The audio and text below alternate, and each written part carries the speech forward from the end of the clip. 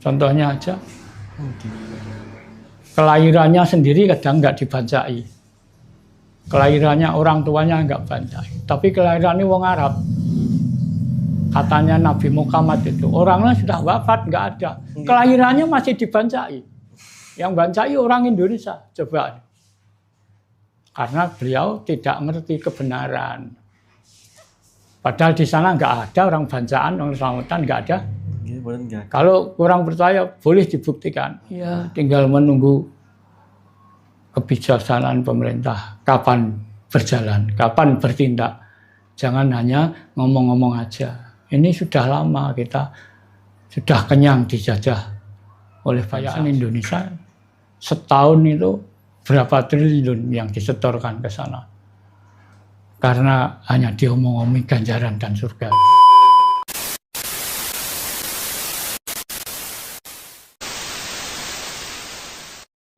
Ingat tentang kebenaran ini.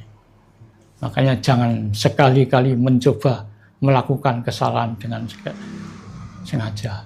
Sekecil apapun. Karena kesalahan, sekecil apapun kesalahan dilakukan dengan sengaja. Itu sudah kategori kejahatan. Tapi kalau orang lupa ya nggak bisa dikatakan jahat, no, orang lupa. Tapi jangan pura-pura ngelupa. Itu kan, ya, maaf saya tak minum ini.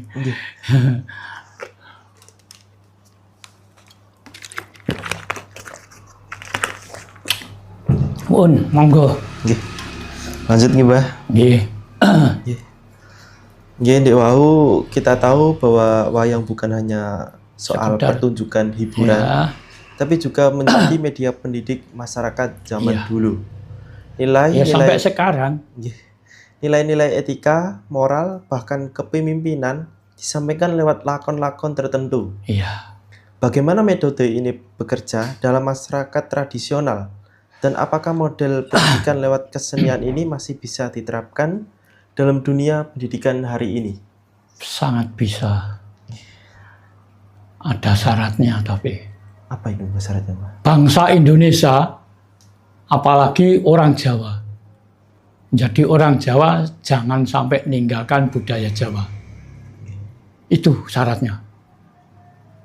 Orang Indonesia hidup di Indonesia, jangan meninggalkan budaya Indonesia. Nah, masyarakat ini banyak yang tidak ngerti, Mas. Yang dinamakan budaya itu rata-rata hanya dianggap itu kesenian, tontonan, itu saja. Nah, budaya itu luas. Orang Indonesia, orang Jawa misalnya. Budaya itu ada 3 faktor besar.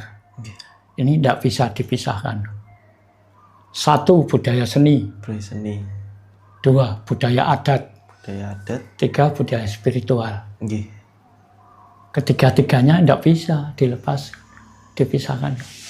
Karena budaya seni untuk manusia, hubungan sama manusia lewat seni lah, sampai antar daerah, antar suku, antar bangsa lewat budaya seni. Entah apa seninya. Salah satunya seni wayang. Wayang itu tadi. Wayang itu lukisannya saja sudah bagus. Itu belum dipulas, belum digarap yang sebenarnya.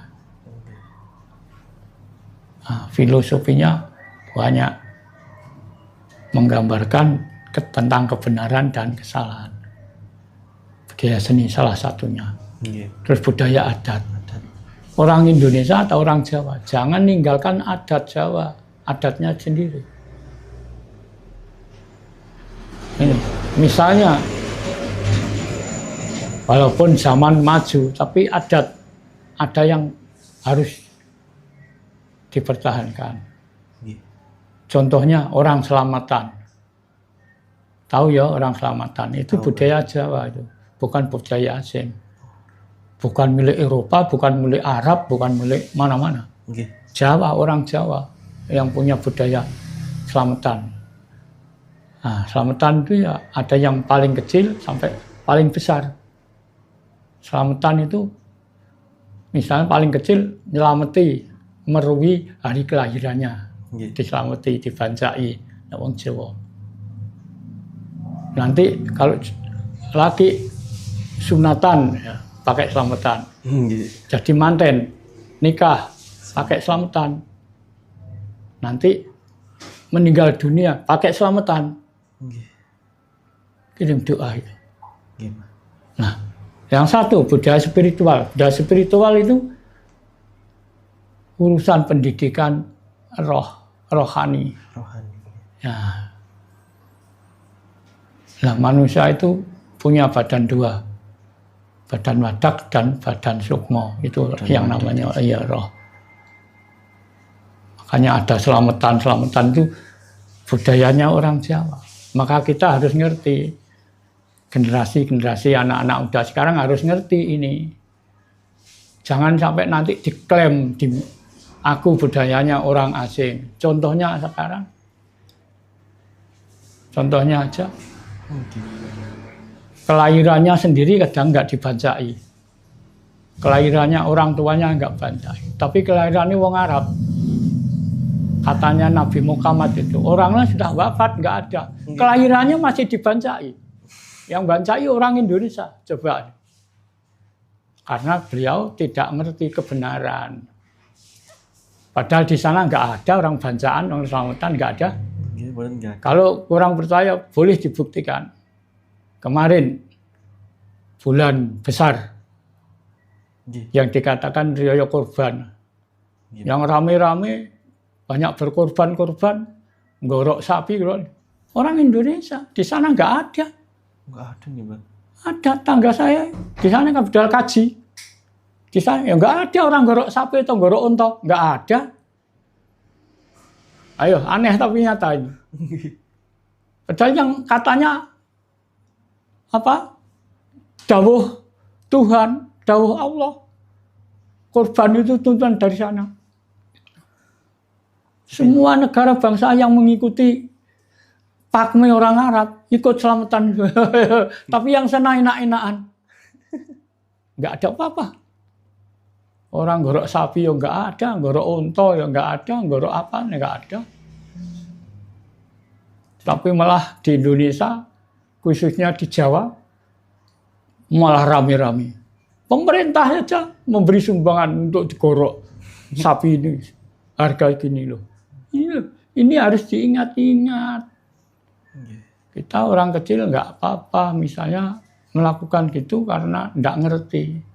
Tapi kalau sudah memegang campuk kenegaraan, orang negarawan, orang pemerintahan itu harus ngerti ini. Nah, sekarang ini kan kalau boleh ngomong, bangsa kita, Indonesia ini, bangsa yang paling bodoh sedunia. Oh iya, bodohnya bukan kok nggak bisa nulis, nggak bisa baca, nggak bisa berhitung, bukan itu bodohnya. Kita ini dibodohi karena dipisahkan, jangan ngerti jati diri. Tadi saya tanya, ada anak 6 apa, saya tanyai dengan bahasa Jawa. Cung, kowe iki wong apa? Ada orang 6 itu hanya satu yang jawab, aku wong Jawa. Yang 5 jawabnya, aku wong Islam. Nah, betulnya jawaban itu salah. Takoki kowe iki wong apa? Jawabnya wong Islam. Jawaban itu 100% salah. Walaupun salah, umumnya banyak orang yang beragama, ya itu dibenarkan. Nah, sebetulnya kalau salah ya tetap salah. Benar ya benar. Salah nggak bisa dikategorikan benar. Salah itu tidak pandang bulu, Mas. Siapa saja, di mana saja, kapan saja. Salah ya salah. Nah karena apa? Bangsa kita disebut bangsa yang bodoh sedunia, terbodoh malah. Karena kita orang Indonesia itu yang masih ingat jati dirinya hanya berapa persen. Contohnya orang Jawa saja, sing ijik Jawa mau karek pirang persen. Semua sudah menjadi pengikut Budaya penganut asing. bahasa asing. Nah, umumnya sekarang ini yang dianut orang Arab, senjatanya Islam itu. Dan ini kan sama saja loh. Sama saja disuruh, ditanyai, ditawari. Siapa yang mau menjadi pengikut Arab besok nek mati munggah swarga itu. Lah, bangsa kita ini percaya. Makanya berduyun-duyun mengikuti pakme orang Arab. Sebetulnya bukan gitu, itu salah. Nah, itu yang salah bukan orang Arab, memang itu penjajah kok. Yang salah ya kita sendiri, bangsa kita sendiri. Kenapa kok bodoh? Bodoh itu kan lemah, loh, mudah dibodohi. Nah, itu. Jadi di antara seni-seni pewayangan menggambarkan itu mulai sejak dulu sampai sekarang, sampai kapan saja. Di seni itu, budaya itu jangan dianggap hanya kesenian saja. Kalau kesenian saja, budayanya orang Jawa itu klasik, bagus. Kalau pentas, duduk, sila, pakai surjan, nah bagus. Lihat kesenian orang lain. Celana kadang udah robek-robek dipakai, kaos walalah berdiri di atas penonton wes semaunya lah, itulah. Jadi penampilan budayanya sudah kelihatan, oh karakternya bangsa ini. Keseniannya gini, oh karakternya gini, itulah. Makanya Indonesia itu sebetulnya kalau dijajah kasar nggak bisa dah. Makanya jajahnya Indonesia ya orang halus dijajah pakai cara halus sampai ngeklaim nama Tuhan, iya dah. Kalau tidak ikut budayaku kamu tidak dimasukkan surga karena surga itu milik Tuhan. Nah, ngeklaim. Padahal bukan gitu ajaran yang benar. Tuhan itu adil. Adil. Jadi manusia di hadapan Tuhan itu sama. Bangsa apapun. Bangsa apa saja. Sama. Punya hak dan kewajiban yang sama. Tuhan tidak mengistimewakan salah satu orang. Tidak. Nah, makanya kita jati diri. Penting ini. Untuk generasi kita, anak-anak kita, cucu-cucu kita. Sekarang yang merusak generasi Indonesia, orang Indonesia sendiri kok. Contohnya ya, yang merusak bapaknya sendiri, orang tuanya sendiri. Udah.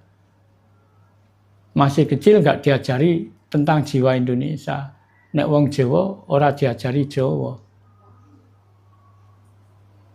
Tapi diajari budaya-budaya orang asing gitu. Nah, dan akhirnya agak ngerti budayanya sendiri. Kan kehilangan dia. Kalau kehilangan kan sudah nggak punya. Nggak punya karakter, nggak punya jati diri. Nah, kalau nggak punya jati diri ya nggak punya harga diri. Kan nggak terasa toh, bangsa kita sekarang ini kepalanya dipakai keset orang Arab. Nggak terasa. Karena yang dijajah bukan fisiknya, bukan kepala fisik. Hah? Kepala moral. Coba ini yang melihat ini supaya tidak orang kecil, tidak masyarakat saja, supaya aparat negara, aparat pemerintah ini saya mohon supaya ada yang mengerti dan tahu ini. Nah, tadi pagi saya lihat TV itu, Presiden sudah pidato ya. Bangsa kita bukan bangsa apa ya?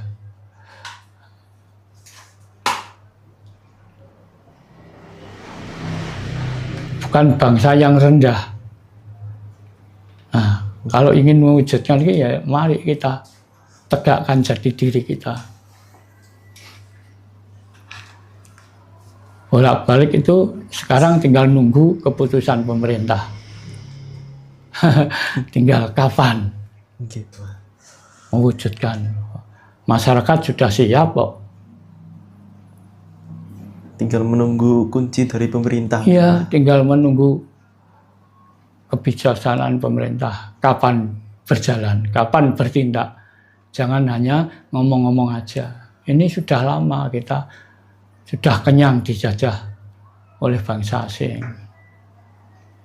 Kalau dulu karena dijajah secara fisik, sekarang ini moral yang dijajah. Coba sekarang kekayaan Indonesia setahun itu berapa triliun yang disetorkan ke sana. Karena hanya diomong-omong ganjaran dan surga itu. Nah itu dipakai bangun Indonesia kan. Sudah maju. Udah lumayan itu. Udah berapa tahun. Gitu. Setahun sekali berapa triliun itu. Coba masyarakat kita masih banyak yang kurang gizi lah, kurang makan. Malah ada yang tidak punya tempat tinggal.